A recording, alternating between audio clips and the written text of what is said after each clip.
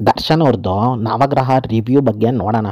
Review ಅಲ್ಲ ಗುರು, experience. ಅದರಲ್ಲೂ ಈ ಮೂವಿ ಫಸ್ಟಾಗಿ ರಿಲೀಸ್ ಆಗಿದ್ದಾಗ ಏನೇನಾಯಿತು ಅಂತೇಳ್ಬಿಟ್ಟು ಚಿಕ್ಕದಾಗಿ ರೀಕ್ಯಾಪ್ ಮಾಡ್ಕೊಳ್ಳೋಣ ಗುರು. ಕ್ರಿಸ್ತಶಕ 1900 ಅದು ಯಾವ ಇಸ್ವಿನೋ ಗೊತ್ತಿಲ್ಲ. ಈ ಮೂವಿ ರಿಲೀಸ್ ಆಗಿದ್ದಾಗ ನಾನೊಬ್ಬ ಚೈಲ್ಡ್ ಚಪಾತಿ ಗುರು. ಅದರಲ್ಲಿನೋ ಈ ಮೂವಿ ಸಾಂಗ್ಸ್ನ ನಾನು ಚಿಕ್ಕ ವಯಸ್ಸಲ್ಲಿ ಯೂಟು ಅಂದರೆ ಯಾವುದೋ ಅಲ್ಲ ಗುರು, ಉದಯ ಮ್ಯೂಸಿಕ್ ಅಂತ ಹೇಳ್ಬಿಟ್ಟು ಇವಾಗ ಬರ್ತಾಯಿತ್ತಲ್ಲ, ಆ ಟೈಮಲ್ಲಿ ಯೂಟು ಅಂತ ಹೇಳ್ಬಿಟ್ಟು ಬರ್ತಾಯಿತ್ತು.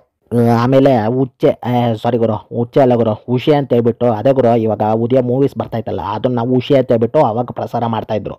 ಆ ಟೈಮಲ್ಲೇ ಈಗ ಇರೋ ಥರ ಸೋಷಿಯಲ್ ಮೀಡಿಯಾ ಯಾವುದು ಅಷ್ಟೊಂದು ಇಲ್ದಿರೋ ಕಾರಣ ಆ ಥರ ಚಾನಲ್ಸ್ಗಳಲ್ಲಿ ಯಾವ ಮೂವೀಸ್ ಸಾಂಗ್ಸು ಹಿಟ್ಟಾದರೆ ಆ ಮೂವೀಸ್ಗೆ ಬ್ಲೈಂಡಾಗಿ ಹೋಗ್ಬಿಡ್ತಾಯಿದ್ರು ಗುರು ಜನಗಳು.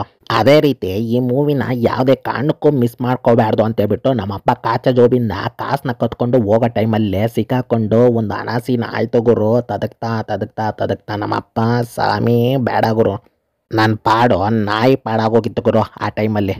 ಅದಾಗಿ 1 ವರ್ಷ ಆದಮೇಲೆ ಸಂಕ್ರಾಂತಿಗೋ ಯುಗಾದಿಗೋ ಗುರು ಈ ಮೂವಿಯ ಉದಯ ಟಿ ವಿಯಲ್ಲಿ ಬ್ಲಾಕ್ ಬಾಸ್ಟರ್ ಮೂವಿ ಅಂತೇಳ್ಬಿಟ್ಟು ಟೆಲಿಕಾಸ್ಟ್ ಮಾಡಿದ್ರು. ಆ ಟೈಮಲ್ಲಿ ನೋಡಿದ್ದು ಗುರು ನಾನು ಈ ಮೂವಿನ. ಆ ಟೈಮಲ್ಲಿ ಮಿಸ್ ಆಗಿದ್ದು ಈ ಮೂವಿನ ಯಾವುದೇ ಕಾರಣಕ್ಕೂ ಇವಾಗ ಮಿಸ್ ಆಗಬಾರ್ದು ಅಂತೇಳ್ಬಿಟ್ಟು ಗೋವರ್ಧನ್ ಥಿಯೇಟ್ರಲ್ಲಿ ಫಸ್ಟ್ ಶೋ ಹೋದೆ ಗುರು. ಯಪ್ಪ.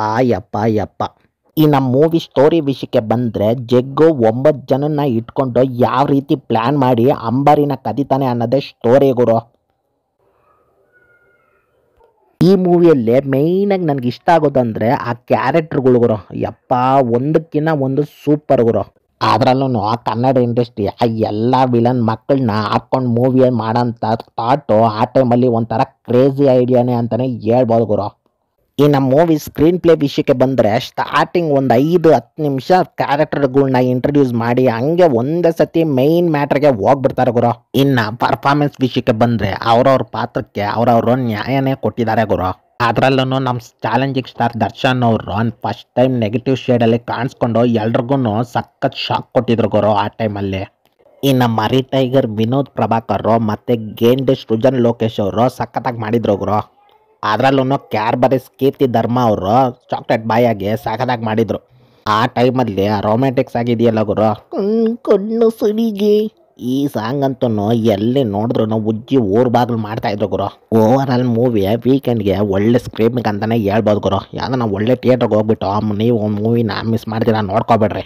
ವೀಡಿಯೋ ಇಷ್ಟ ಆದರೆ ಲೈಕ್ ಮಾಡಿ, ಶೇರ್ ಮಾಡಿ, ಕಮೆಂಟ್ ಮಾಡಿ, ನಿಮ್ಮ ಫ್ರೆಂಡ್ಸ್ಗೆಲ್ಲ ಸಬ್ಸ್ಕ್ರೈಬ್ ಮಾಡ್ಕೊಳಕ್ಕೆ ಹೇಳಿ. ನಿಮ್ಮ ಗಂಟೆ ಏನೋಗಲ್ಲ. ಓಕೆ ಫ್ರೆಂಡ್ಸ್, ಬಾಯ್.